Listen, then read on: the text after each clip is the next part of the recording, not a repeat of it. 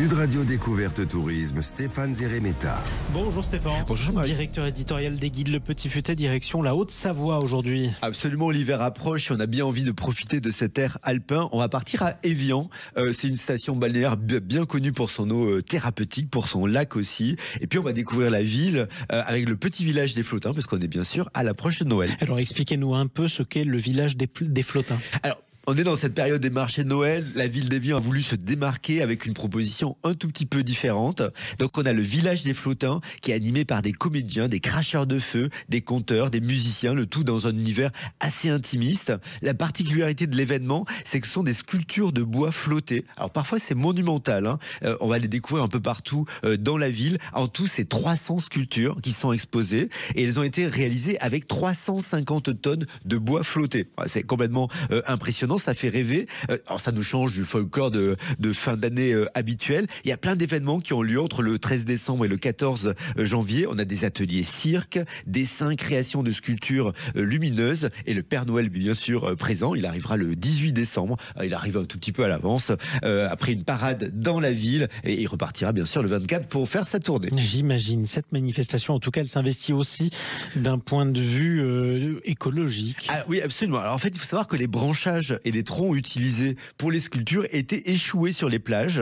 Donc ils avaient été charriés par les rivières qui alimentent le lac Léman. C'est donc de la récup. Les sculptures réalisées par la manifestation sont ensuite stockées. Ils les utilisent une année sur l'autre. Et puis après, elles sont disposées un tout petit peu dans la ville. Donc rien n'est jeté. Ce n'est pas tout. On a un sapin de Noël qui est aussi écolo. Il est éclairé par le public qui déclenche le système lumineux. Alors il doit pédaler. Il faut pédaler. Il faut du monde pour pédaler. S'il y a personne qui arrive, le sapin il s'éteint. Il y a aussi des jeux en bois flotté, des manèges dont le mécanisme est actionné par les parents, des athlètes de tricot avec de la laine de récup. Bon, c'est un Noël un peu éco-responsable qui me semblait intéressant. Allez, on en profite également pour visiter Évian. Oui, c'est vrai qu'une balade le long du lac Mans, c'est toujours agréable, même en hiver.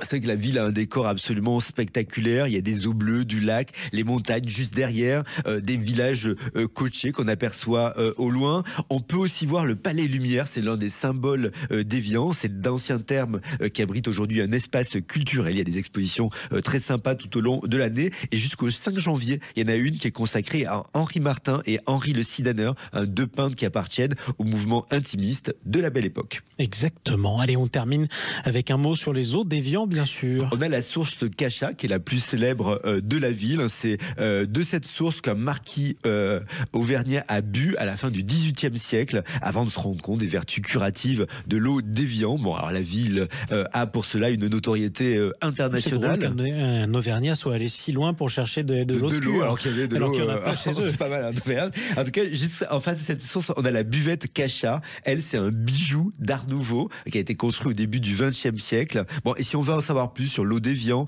on peut aussi aller à Publier, il y a une quinzaine de minutes pour l'expérience l'Évian Expérience. Alors c'est une visite assez complète qui permet de comprendre, de découvrir la zone d'infiltration de l'eau minérale, 1000 mètres d'altitude tout de même, mais aussi l'usine d'embouteillage. Moi j'aime bien ce tourisme un peu quasi industriel, en tout cas comprendre tout petit peu comment ça se passe. En tout cas, Évian, c'est un coup de cœur en cette fin d'année avec son Noël éco-responsable. Bon, mais c'est parfait. Merci beaucoup Stéphane Zeremeta. On vous retrouve demain avec Le Petit Futet. Nous partons à Bruxelles et ce sera Noël à nouveau.